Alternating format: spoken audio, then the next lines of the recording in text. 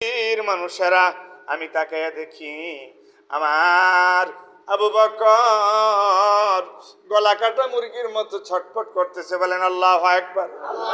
দিনের নবী ডাক দিয়ে বলে, আবু বকর আপনি এমনি ভাবে কেন আপনি কাঁদতেছেন আর কাঁদতেছেন? আবু বকর চোখের পানি ছেড়ে ডাক দিয়ে বলে, সাইয়্যিদিনা ইয়া রাসূলুল্লাহ, ইয়া হাবিবাল্লাহ, নবী গো, আজ 3 দিন হয় আমার ঘরের চুলায় আগুন জ্বলে না। নবী গো, ক্ষুধার যন্ত্রণায় অস্থির, আপনার চেহারার দিকে তাকাইলেনি গো নবী, একটু ক্ষুধার জ্বালা নিবারণ হয়, এই জন্য আপনারে দেখতে আসছি। আবু বকরের দুঃখের কথাটা বলতে দেরি হয় নাই। ইন দিস টাইম হজরতে ওমর আসছে। ওমরও কাঁপতেছে থরথর করে, আর তাকায় দেখি ওমরের চেহারাটা শুকায় গেছে। আমার নবী ডাক দিয়ে বলে, ওমর আপনি কেন কাঁদতেছেন? হজরত ওমর ডাক দিয়ে বলে, ইয়া রাসূলুল্লাহ, ইয়া হাবিবাল্লাহ, নবী গো, আমার পেটে আজ 3 দিন পর্যন্ত একটা দানা পানিও জুটে না। হযরত আবু বকর ওমরের করুণ ইতিহাস শুনে আমার নবীজি ডাক দিয়ে বলল, আবু বকর আপনি কাঁদেন, ওমর আপনি কাঁদেন, 3 দিন না খেয়ে। ইন দিস টাইম আমার নবীজি পাঞ্জাবিটা উঠাইলেন, জুব্বাটা উপরে উঠাইলেন, উঠাইয়া পেটটা খালি করে ডাক দিয়ে বলে, আবু বকর, রে ওমর, তোমরা 3 দিন খাও না, আমার পেটের দিকে তাকায় দেখো রে, 3টা পাথর বেঁধে রেখেছি, আর 7 দিন পর্যন্ত আমার পেটে কোনো দানা পানি পড়ে না। আমার নবীজির করুণ কথা শুনে আবু বকর ওমর চিন্তায় অস্থির হয়ে গেলেন। আমার নবীজির এমনিই তো ব্যথা, 7 দিন না খাওয়া, আমরা 3 দিনের অনাহার, আমার নবীজি 7 দিনের অনাহার। কি করে আমার নবী কি কথাটা শুনে নবীর মনে কষ্ট দিলাম। আবু বকর ওমর নবীজির কাছে ক্ষমা চাইতে শুরু করলেন। নবীজি ডাক দিয়ে বলে, আবু বকর ওমর চলেন, আমার একজন সাহাবী আছে, ওই সাহাবীর বাড়িতে যাব। সাহাবীর বাড়িতে গেলেন, যাইয়া বাহির থেকে দিনের নবী ডাক দিলেন, আবু আয়ুব, ও আবু আয়ুব আনসারী। বলেন আল্লাহু আকবার। নবীর সাহাবী আবু আয়ুব বলে, এত মধুর সুর, এমন করুণ সুরে কে ডাক দিল?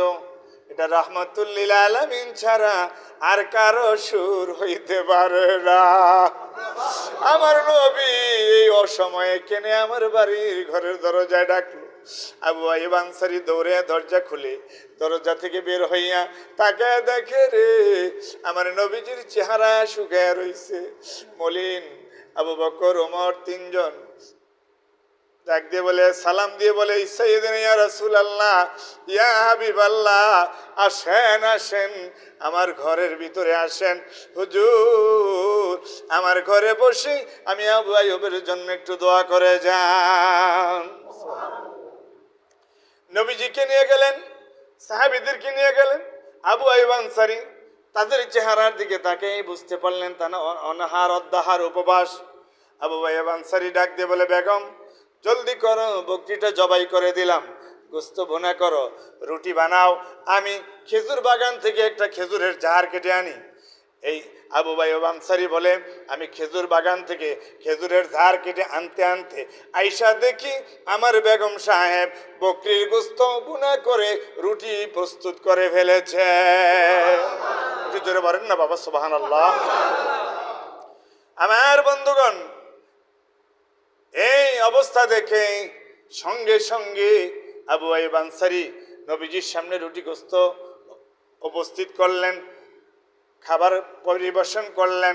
সাহাবীরা 3 জন। আবু আইয়ুব আনসারী ডাক দিয়ে বলে, বেগম সাহেব তুমি বড় ভাগ্যবান, আজকে কে কে আমার ঘরে মেহমান হইছে জানোনি? বেগম সাহেবা ডাক দিয়ে বলে, আমি তো জানি না কে আসছে। বেগম সাহেব রে, তুমি যাদের জন্য আজকে খাবার পাকাইছো, আল্লাহর জমিনের নিচে, জমিনের উপরে, আসমানের নিচে এত দামি মেহমান আর কেউ হইতে পারে না। আমার নবী রাহমাতুল লিল আলামিন সাইয়েদিনা আবু বকর ওমর তিনজন আজকে আমার ঘরের মেহমান। আল্লাহু আকবার বলেন। খাবার সামনে দিয়েছেন, নবীজি খাবার খায় না, আবু বকর খাবারের জন্য ছটফট করে কাঁপতেছে। মানে আবু বকর চিন্তা করতেছে নবীজি খাবারে হাত না দিলে আমি কেমন করে হাত দেই, এটা তো চূড়ান্ত বেয়াদবি হয়ে যায়, ঠিক কিনা বলেন? ইমাম সাহেবের আগে মুসল্লিরা খাওয়া এটা আদবের খেলাপ, আর নবীর আগে সাহাবীরা খাওয়া এটাও আদবের খেলাপ। নবীর সাহাবীরা শিক্ষা দিয়ে গেছে, আজ থেকে 30 বছর আগে আমাদের দেশে খানা জিয়াফত হইলে ইমাম সাহেবকে না খাওয়াইয়া অন্য লোক খাইতো না। এখন দেখা যায় ইমাম সাহেবের 3 ঘন্টা আগেই পাবলিকের খাওয়ায় লাই, ঠিক না বে ঠিক? এই জন্যই তো খাবারের মধ্যে মজাও নাই, বরকতও। কথা বুঝতে কষ্ট হইতেছে মনে হয় আপনাদের, না?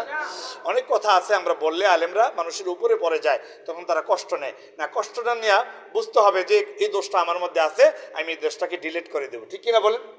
জোরে বলেন রে বাবারা, ঠিক কিনা?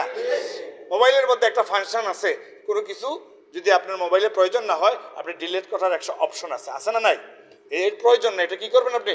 ডিলিট করবেন। তা আমার জীবনে হালাল খেতে হবে, এটা আমি গ্রহণ করব। হারাম বর্জন করতে হবে, এটা আমি কি করব? ডিলিট করব, ক্যান্সেল করব, আমি আর করব না। মনে করব না যে হুজুর মনে আমারই এগুলি বলতেছে। আমি বুঝবো যে আমি যেগুলি কাজগুলি করতেছি হুজুর বলতেছে কোরআন হাদিস দৃষ্টিকোণ থেকে, আসলে কথাগুলি আমার মধ্যে এগুলি সব দোষ, এই দোষগুলিকে আমাকে বাদ দিতে হবে। বলেন সুবহানাল্লাহ। বন্ধুগণ আমার, বাকি কথাটা আমি শেষ করার চেষ্টা করছি অল্প কয়েক মিনিটে, কষ্ট হচ্ছে না তো? বন্ধুগণ আমার, এবার নবীজি খাবারে হাত দেয় না, আবু বকর ছটপট করতেছে, ওমর ছটপট করতেছে, তারা দুইজন সাহাবী নবীজির আগে খাবারে হাত দিতে পারে না। In this time Abu Ayub Ansari ডাক দিয়ে বলে, হুজুর ও দিনের নবী, আপনি যদি খাবার না খান গো নবী, আবু বকর ভাই খাবে না, ওমর ভাই খাবে না, যেহেতু এখানে আপনি বড় মেহমান। সুবহানাল্লাহ বলেন।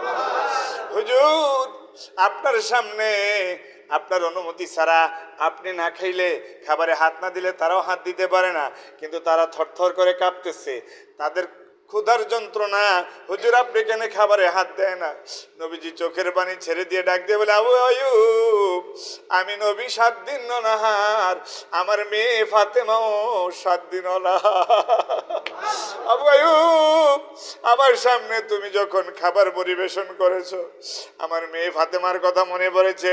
কেমন করে রে আবু আইয়ুব, ফাতেমারে ছাড়া আমি নবী খাই। সুবহানাল্লাহ। হাদিস শরীফ প্রমাণ করে নবীজি 2টা রুটি, কয়েকটা গোস্তের টুকরা পেঁচাইয়া আবু আইয়ুব আনসারীর হাতে দিলে, আবু আইয়ুব আনসারী দৌড়াইয়া ফাতেমার বাড়িতে যায়। ফাতেমার বাড়িতে গিয়া ওই রুটি গোস্ত দিয়া আসার পরে আমার নবী খাবারের মধ্যে হাত দেয়। আমার নবী হাত দেওয়ার সঙ্গে সঙ্গে সাহাবীরাও হাত দিয়ে খাবার শুরু করে। জোরে জোরে বলেন সুবহানাল্লাহ।